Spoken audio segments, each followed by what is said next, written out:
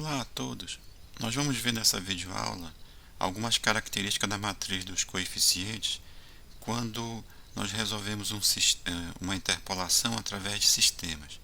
Então vamos considerar de forma generalizada os seguintes pontos: o ponto x1, y1, aí vamos colocar x2, y2 e até um ponto xn, yn. Então nós vamos ter essa tabela com esses pontos e no caso aí nós vamos ter n pontos, ou seja, o grau do meu polinômio, o polinômio que vai passar por esses n pontos, é grau n menos 1. E daí o nosso polinômio ele vai ter a forma p de x igual a 1 mais a2x mais a3x² mais aí até o an x elevado ao grau do polinômio aqui, que é n menos 1. Então, por condição da interpolação, o polinômio ele vai passar por esses pontos, ou seja, p de x1 vai ser igual a y1. Então, eu vou substituir o x1 aqui nessa expressão, então vai ficar a1 mais... Aí aqui no caso o x1, o x2, o xn serão números, então eu vou colocar ele na frente aqui, e o a1, a2, a3 até o an, esses aí serão as incógnitas. Então nós vamos ter x1 a2 mais, aí vai ficar x1 ao quadrado a3 mais, aí até o último, que no caso aqui vai ser x1 elevado a n menos 1 a n. E isso vai ser igual ao y1. Então vamos agora para o segundo ponto, que é p de x2, que é igual a y2. Então, substituindo aqui no polinômio, nós vamos ter a1 mais, aí aqui no caso vai ser x2 a2 mais x2 ao quadrado a3 mais até o x2 elevado a n menos 1 a n, que é igual ao y2. E assim nós continuamos até o enésimo ponto. Então nós vamos ter o p de xn, que é igual ao yn. Então, substituindo aqui na expressão do polinômio, nós vamos ter a1 mais, aí aqui vai ficar xn a2 mais xn ao quadrado a3 mais até xn elevado a n menos 1 a n, que vai ser igual ao yn. Então aí nós formamos um sistema, e aí nós vamos colocar agora a matriz dos coeficientes desse sistema. Então observe que a incógnita aqui é a1, a2 até a n. E aqui os coeficientes nessa primeira coluna são todos iguais a 1. Então aqui nós vamos ter uma primeira coluna formada só por 1.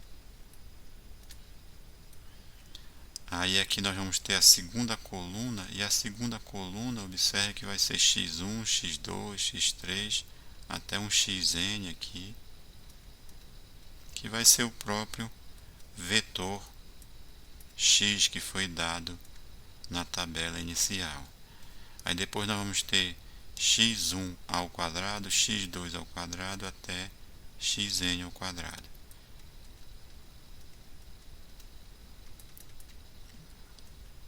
E em seguida, se a gente quiser continuar, nós vamos ter x1 ao cubo, x2 ao cubo, aí até o xn ao cubo. E aí nós continuamos até a última coluna da matriz dos coeficientes. Então, essa última coluna vai ser x1 elevado a n menos 1, x2 elevado a n menos 1 até xn elevado a n menos 1. Então essa vai ser a matriz dos coeficientes. Aí em seguida nós vamos ter as incógnitas, que no caso vai ser A1, A2, A3, até no caso geral AN. E isso vai ser igual a esses valores aqui da matriz dos termos constantes, que é y1, y2 até o yn. Então, essa matriz aqui dos coeficientes, ela recebe um nome especial, é o que a gente chama de matriz de Vandermonde.